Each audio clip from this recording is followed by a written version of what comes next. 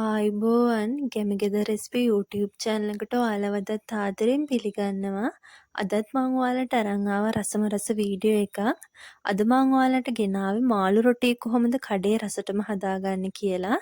එහෙනම් වැඩි කතා නැතුව අපි යමු වීඩියෝ එකට. මුලින්ම මම මේ විදිහට ලොකු බෝල් එකක් අරගෙන ඒකට පාන් පිටි ග්‍රෑම් 300ක් එකතු කරගන්නවා. ඒකට මම ලුණු තේ හැඳි භාගයක් එකතු කරගන්නවා. ඊට පස්සේ මේ ටික හොඳට කලවම් කරගන්න ඕනේ. ඊළඟට මම මේකට පොල් තෙල් එකතු කරගන්නවා. මම මෙතන පොල් තෙල් මේස් හැඳි 3ක් අරන් තියෙනවා.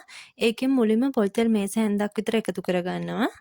ඊට පස්සේ අපි මේක හොඳට පිටියක අනා ගන්න ඕනේ. මම පිටියක අනාගන්නේ මද රස්නේ වතුර වලින්. මද රස්නේ වතුර වලින් පිටියක ඇනුවාම හොඳට සොෆ්ට් එකට තියෙනවා පිටියක. මේ විදිහට පිටියක හොඳට වතුර ටික ටික දාලා අනා ගන්න ඕනේ. අපි මේ මද රස්නේ වතුර ගද්දි ගොඩක් රස්නේ නැති ගොඩක් නිමිලත් නැති සාමාන්‍ය මධ්‍ය ප්‍රමාණයට තියෙන වතුර තමයි අපි එකතු කරගන්නේ. මේ විදිහට මම හොඳට පිටි ටික අනා ගන්නවා.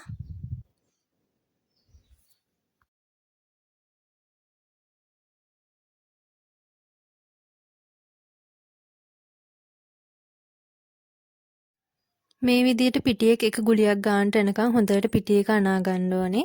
වතුර ටික ටික එකතු කරලා තමයි අපි පිටියක හොඳට අනාගෙන පදම හදාගන්නේ.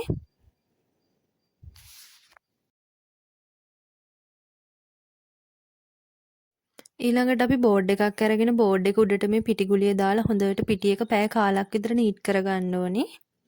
අපි මේ පිටියක නීට් කරන වෙලාවේ තමයි අපේ ඉතුරු පොල් තෙල් ටික ටික දාලා හොඳට පිටියක නීට් කරගන්නේ.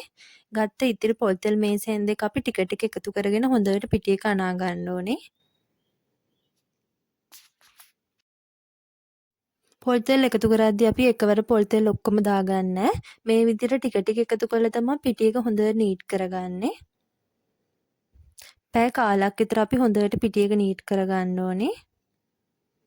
එහෙම වුණොත් තමයි අපේ මාළු රොටි එක හොඳ සොෆ්ට් එකට තියෙන්නේ.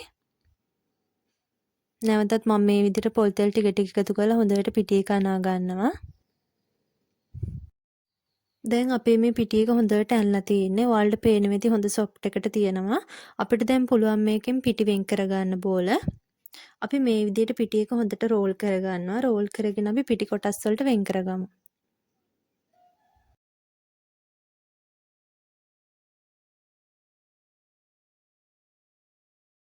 මම පිටි කොටස් 5කට වෙන් කරගත්තා. මේ වෙන් කරගත්ත පිටි කොටස් වලින් දැන් පුළුවන් අපිට බෝල හදාගන්න.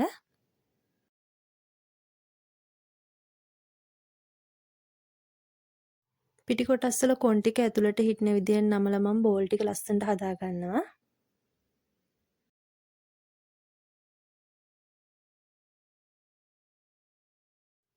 මේ විදිහට බෝල් එකක් අරගෙන බෝල් එක ඇතුළට මම පොල් තෙල් ටිකක් එකතු කරගන්නවා.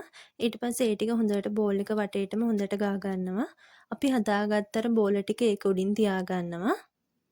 ඊට පස්සේ අපි බෝල ටික ඒක උඩින් තියාගෙන බෝල ටික උඩටත් අපි පොල් තෙල් ටිකක් දවට ගන්න ඕනේ.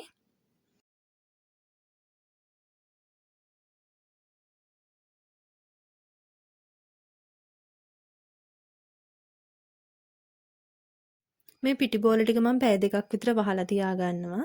ඒ අතරතුර අපිට පුළුවන් අපේ කරි එක හදාගන්න. මුලින්ම මම මේ විදිහට තෙල් එකතු කරගත්ත තාච්චියක් ලිපෙන් තියා ගන්නවා. තෙල් එක රත් වීගෙන එද්දි මම ඒකට එකතු කරගන්නවා කුරුඳු පොතු කෑලි දෙක තුනක්. කුරුඳු පොතු එකතු කරන්නේ අපි හොඳ සුවඳක් එන්න ඕන නිසා. ඒකට මම එකතු කරගන්නවා බීලුණු ගෙඩි භාගයක් පොඩිවට කපාගත්ත. ඒ වගේම හීනියට කපාගත්ත කරපිංච ටිකක් එකතු කරගන්නවා. නයි මිරිස් කරලා. ඔයාලට කැමති නම් අමු මිරිස් උනත් ගන්න පුළුවන්. මේ ටික හොඳට අපි බෙද ගන්න ඕනේ. ගින්දර අඩු කරලා හොඳට බෙද ගන්න මේ ටික. ඒකට මම එකතු කරගන්නවා තම්බගත්ත පොඩි අල ගෙඩියක්. ඊට පස්සේ කහ කුඩු තේ හැඳි කාලක් එකතු කරගන්නවා. 3-5 කුඩු තේ හැඳි භාගයක් එකතු කරගන්නවා. ඒ ටිකත් එකතු කළා මම හොඳට කලවම් කරගන්නවා.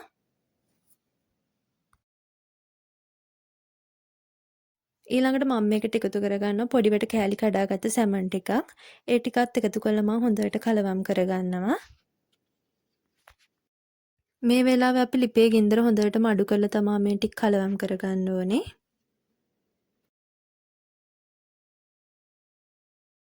ඊට පස්සේ මම මේකට එකතු කරගන්නවා ලුණු කුඩු වලින් තේ හැඳි කාලක්, ගම්මිරිස් කුඩු වලින් තේ හැඳි භාගයක්. ඔයාලගේ රස අනුව අඩු වැඩි කරගන්න. ඒ ටිකත් එකතු කරලා හොඳට කලවම් කරගන්නවා. අන්තිමට මම මේකට එකතු කරගන්නවා පොඩිවට කපාගත්ත ලීක්ස් කොල් ටිකක්. ඒ ටිකත් එකතු කරලා හොඳට කලවම් කරගන්නවා. මේ ෆිලින් එක හදාගන්න ඔයාලට කැමති දෙයක් එකතු කරගන්න පුළුවන්. මම මේ ටික තමයි එකතු කරගත්තේ. මම දැන් මේ කරි එක හදාගෙන ඉවරයි. දැන් අපිට පුළුවන් අපේ රොටි එක හදාගන්න. මේ තියෙන පැය දෙකකට පස්සේ අපේ පිටි බෝල ටික දැන් අපේ මේ පිටි බෝල් ටික හොඳ සොෆ්ට් එකට තියෙනවා. මේ විදිහට ඇඟිල්ලෙන් තද කරලා බැලුවම අපිට ඒක හොඳට තේරෙනවා. අපි දැන් අපේ මාළු රොටි ටික හදාගමු. මේ විදිහට බෝඩ් එකක් උඩට මම තෙල් ටිකක් එකතු කරගන්නවා. එකතු කරගෙන මේ තෙල් ටික හොඳට හැමතැනම දවට ගන්න ඕනේ.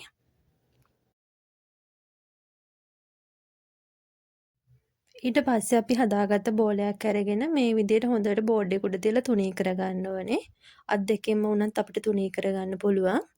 අපි රොටි එක බෝලේ හොඳට තුනී කරගන්න ඕනේ. එහෙම තුනී වුණොත් විතරයි අපේ රොටි එක හොඳට තැම්බෙන්නේ. මේ විදිහට මම හොඳට ඇඟිලි වලින් තුනී කරගන්නවා.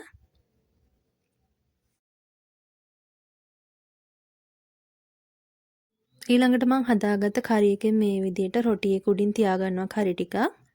අපි කරි ටික තියාගන්නේ රොටි එකේ හරි මැද නෙවෙයි. මැද්දට පොඩ්ඩක් ඉස්සරහින් අපි මේ විදිහට කරි ටිකක් තියාගන්නවා. ඊට පස්සේ අපි රොටි එකේ දෙපැත්ත නවා ගන්න ඕනේ. මුලින්ම එක පැත්තක් මම මේ විදිහට රොටි එකේ නමා ගන්නවා. මේ විදිහට නමා ගත්තා වගේ අනිත් පැත්තත් අපි නවා ගන්නවා.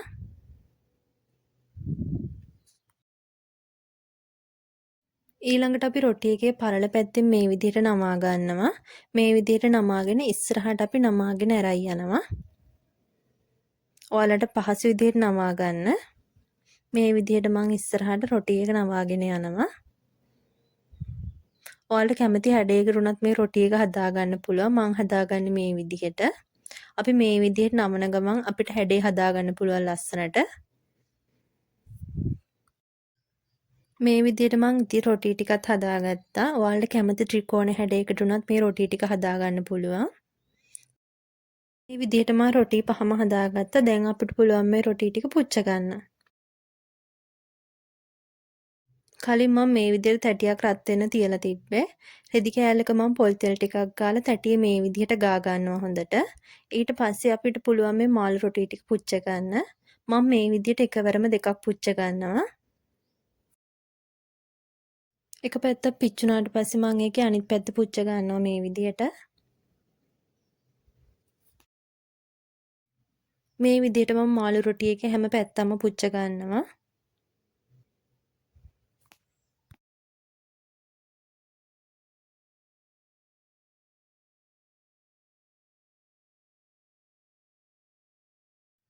අන්තිමට මම මේ මාළු රොටි එකේ හතරස් කොටු දෙකත් මේ විදිහට පුච්ච ගන්නවා.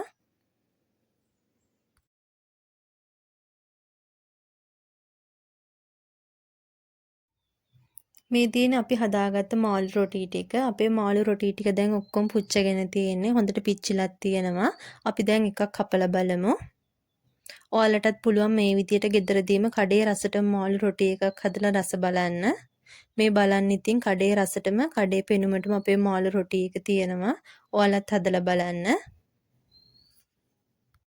මේ වගේ වටින වීඩියෝ බලනවා කැමති නම් අපිව subscribe කරලා තියාගන්න. ඒ වගේමයි තවත් රසවත් වීඩියෝ එකක් අරන් එන බලාපොරොත්තුෙන් අදට ගිහින් එන්නම්. ඔයාලා හැමෝටම සුබ දවසක්.